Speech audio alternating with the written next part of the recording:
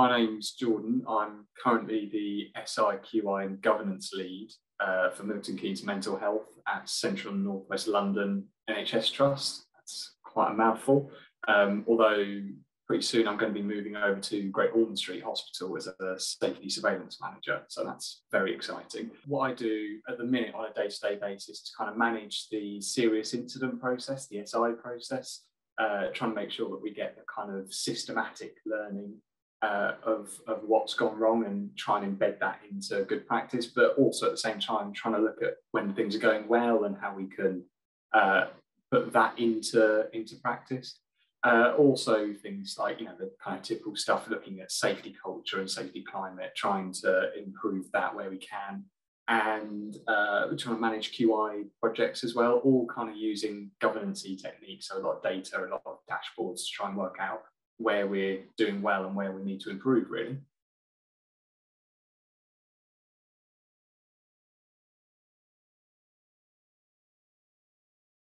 Started off doing a degree in drama and education at Central School of Speech and Drama. From there, it was just at the time where a lot of arts funding was being kind of dismantled.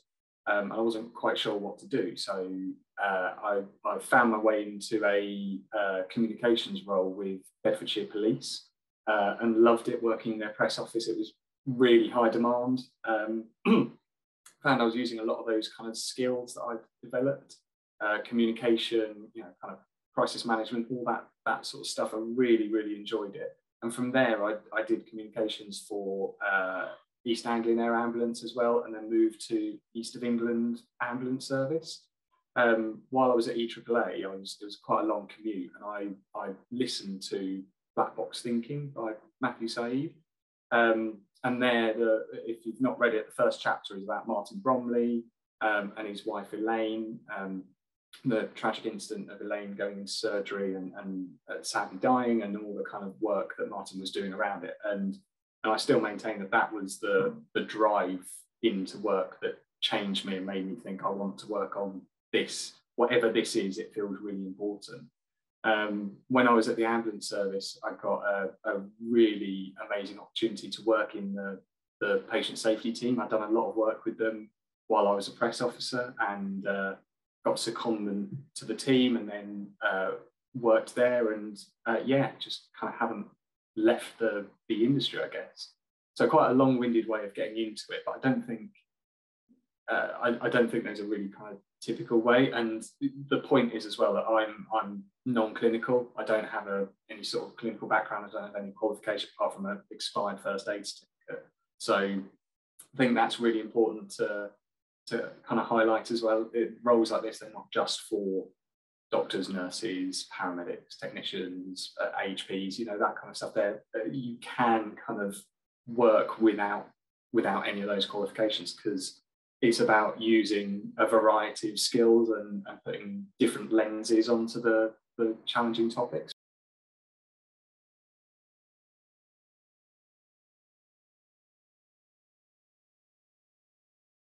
I think it's difficult to kind of say with certainty for the majority of the work that I do that what I've done has had a direct impact. There's not many things where it's very obvious. It's often a lot more subtle. It's training, it's education, it's conversations in the corridor that kind of spark other people's work or thinking.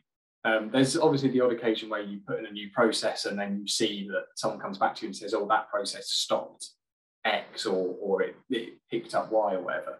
But I think for me, the bit that I like the most is when I'm doing something, or I'm giving some information or a training session or something, and then someone comes back and says, oh, do you know what, I used that in a session with a patient, or we were coming across a situation and I said, oh no, we need to think about X, and that really helped. I think that's the biggest thing for me.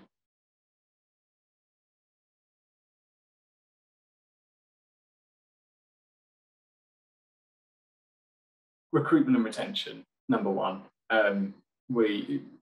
There just aren't enough people to do the the jobs, and then ally that to, you know, high demand of any and all services. You know, I think that's the the biggest issue. There's obviously, you know, kind of cultural stuff. We know from all across the NHS that there are a variety of cultural challenges. There was the report that came out recently about kind of management and how management processes and structures need to improve to help support organisations, and I 100% agree. But it's kind of difficult to quantify, really. But for me, the main thing that I see and have seen across my career, and when I talk to others on the patient safety network, is just having enough people to do the tasks. I don't know what the solution is to that, because that's not going to change overnight. That's going to be, you know, 5-10 years worth of change, really. At the minute, I work in a mental health trust, and it's interesting coming from a kind of physical health setting, you know, the kind of ambulance service, just the variety of kind of challenges that you get with mental health patients. Obviously, you know, they kind of come into the service and then leave again, but they might be with the service for a long period of time. You know, they might be going through a course of therapy, or they might be an inpatient for however long. And then there's only a certain amount of kind of safety netting that can be done once a patient leaves an inpatient setting, for example. Yes, they may have all the kind of resources and options to come back, and if anything happens, or if anything changes, or they have concerns, but there is only so much that can be done. Physical health is very much, okay, if you have X condition, you need to look out for A, B, C, D, and E. And if you start to deteriorate that way, you know, to call for help. Whereas in mental health, it may not be as obvious, or it might be quite individual what someone's deterioration might look like. So it's a bit more tricky to kind of identify, really.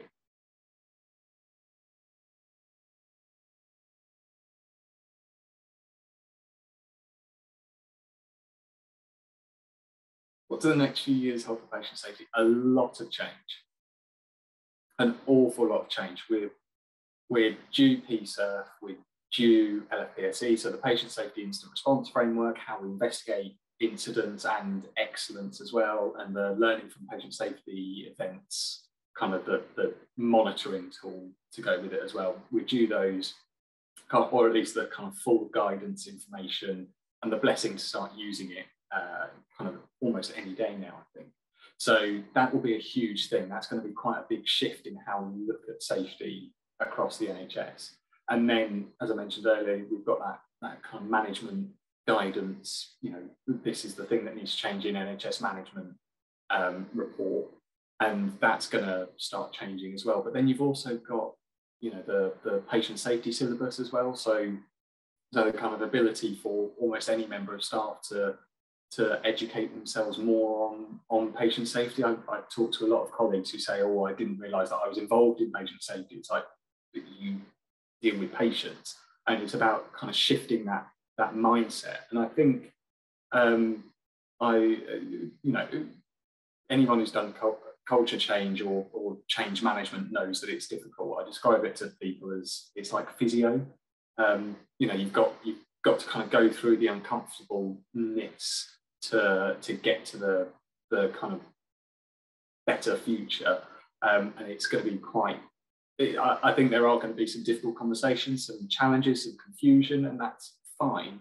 But in theory, if everything works out, and if everything kind of lays out the way that we're roughly hoping for it to, you know, then hopefully that means kind of more innovation, more practice, more improvement, really.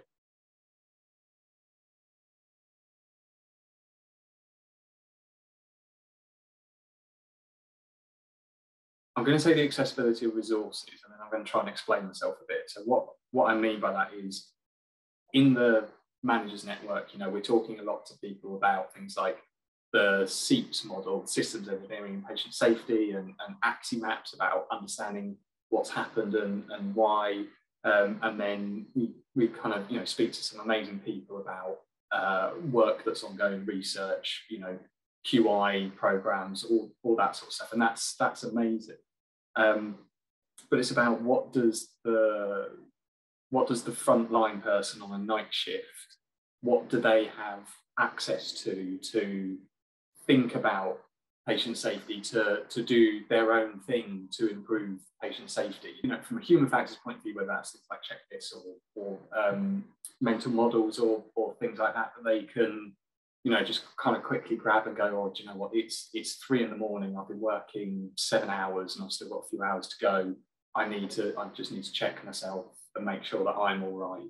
Access to the kind of resources that we're all kind of calling out for, just to even think about safety in their own world. And that's not just for frontline people as well, you know.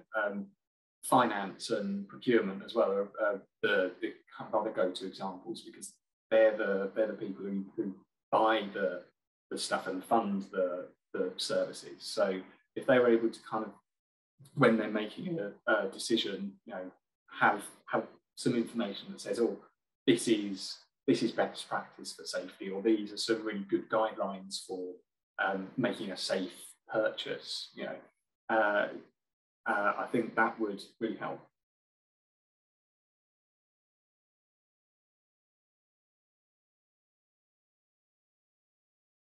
One of the things I do outside of work is advanced driving. Now, that's very, very boring to a lot of people, but it's with a road safety charity, and you go out and get more advanced training. So it's kind of the same style as police, fire, ambulance driving. You know, it's thinking about how to be safer on the road. It's about improving your observations, your planning, and generally just be a better driver. Now, I love it. I love cars. I love driving. I love all that kind of stuff. The model of driving is something called IPSCA. So it's a mental model that you go through, and it stands for information, position, speed, gear, and acceleration. Now, I started doing this when I was 17, 18, so about 11, 12 years or so now, I've been doing it. And the idea is that every time you're in a car and every time you do anything, you follow this model. So you look for all your information, you position the car, you get your speed right, get your gear right, and then you accelerate through the hazard. And I think that what I have taken that away a lot, and I know there's a lot of acronyms for things. You know, you've got SBAR, your situation background assessment recommendation. You know, you've got atmosphere and methane in kind of pre-hospital and emergency settings, and all these different kind of things. But this IPSCA setup, I use it in any car, in any setting, in any situation, and it does make me think a lot about what other theories, ideas we can, you know, give to people to support them in kind of their everyday work, something that just takes the cognitive load off a little bit. Because I know that every time I come across something, I need to go through this process. It's about kind of observations and planning. It's, you know, the training is about looking miles ahead, not just 30 feet in front of you, not just in front of the bonnet. And I think it's fair to say that the NHS is quite bad at looking 5-10 years ahead and spotting hazards.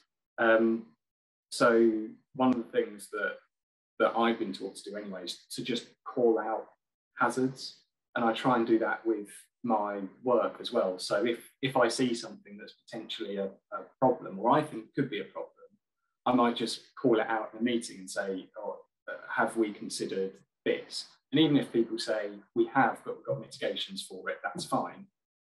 I would rather say it and not need it than need it and not say it.